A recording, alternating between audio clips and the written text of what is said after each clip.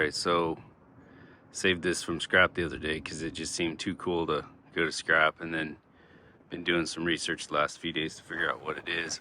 It's looks like about a 1948 International KB-6-F, and the dash F is interesting because that's what designates the two rear axles that both drive.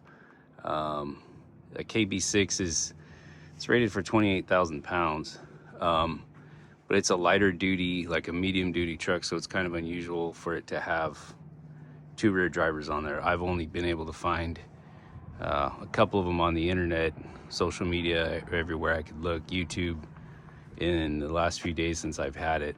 Kind of interesting, and some perspective from what we have today versus back then. It's like I think it's like 98 horsepower and 216 pound-feet of torque, and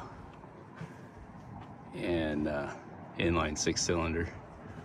I think the dump is also unusual and seems to be in good shape. I'm gonna actually, back to the whole rear drivers thing. This is probably the most unique and interesting part of the truck because it has a normal front engine and transmission, and then this second transmission is divorce mounted. Back here, I'm gonna zoom in a little bit.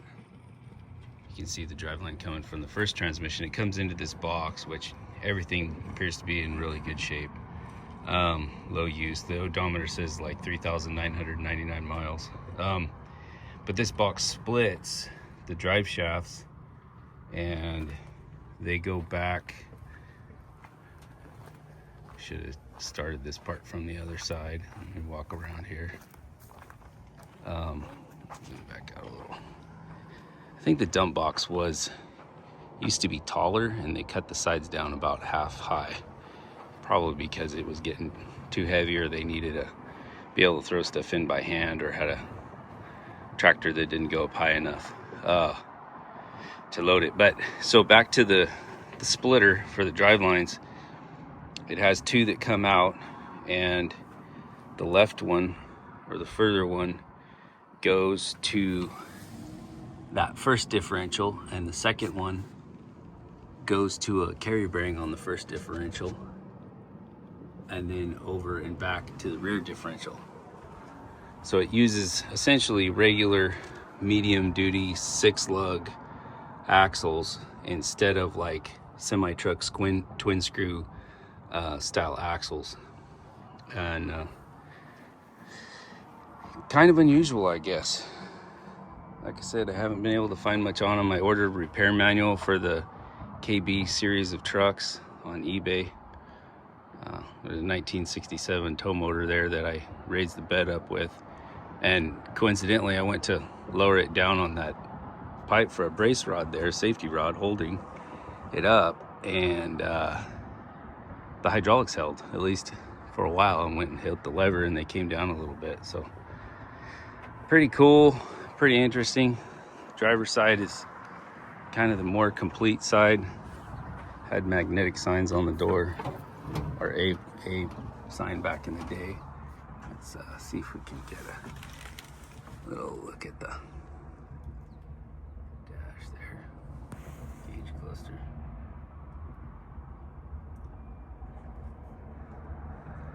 It's really not in too bad a shape. I've got a little bit of a break in the weather right now, but it's gonna be over 110 degrees all summer here pretty soon, and so I've got lots of projects ahead of this one.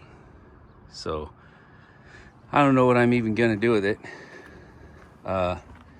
Needs some grill parts and lights and a passenger side hood. Engine oil's clean and full. These trucks had, as you can see, vacuum boosted hydraulic brakes, not air brakes like a semi truck. Fuel tanks are both empty.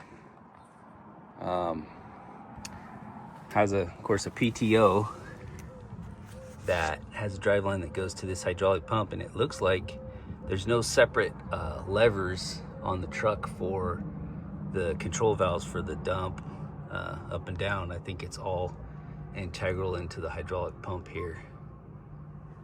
Like I said, I raised it up and it didn't come back down, at least not right away. For as old as they are, the hoses don't seem to be dry rotted. It's kind of impressive.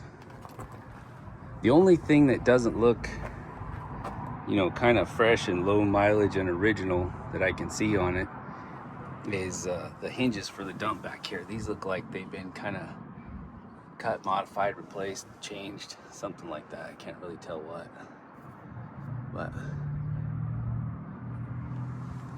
kind of a different setup from modern. Usually newer trucks would have one big tall telescopic cylinder towards the front of the bed and lift directly on the bed, and this style here has less leverage, but then they put two big heavy cylinders in there to increase the force. So really cool, interesting truck. Like I said, not sure what I'm going to do with it. Just really happy that I saved it from scrap, because it seems like it's kind of rare, and maybe sell it. I'd like to see if I could get it running. I could use it for little projects here and there if it was running. The other thing is it needs all new glass. Wherever it was parked, looks like kids were throwing rocks and bricks through all the windows, and the only window that survived is that back one back there. Here's our, I think this is the PTO operation. This is the hydraulic control transmission. I think it's a 5-speed, might be direct or overdrive 5th. And then this lever here goes to the splitter in the back. Actually, that's the main kind of question I have is the specs. I found the specs for the truck, and it looks like it's direct in high. It has high and a low. The lever just moves forward and back. It's not like a transmission shifter. So maybe it's a high and a low, and the low is 1.107 to 1, so it's a very slight underdrive. And I assume that that's how it works, that changes the ratio like a secondary transmission, like a Brownie box or something, and that it doesn't actually kick one drive shaft in and out. I thought maybe that it was like a power divider where it engages one drive shaft, and normally you run on one unless you need both. But I think looks like that lever comes in here towards the front, so I would think that's a range box, and then this is the splitter part, power divider. So I moved the forklift and the prop rod away, and hydraulics are holding. I figured I would try the lever here and see what happens.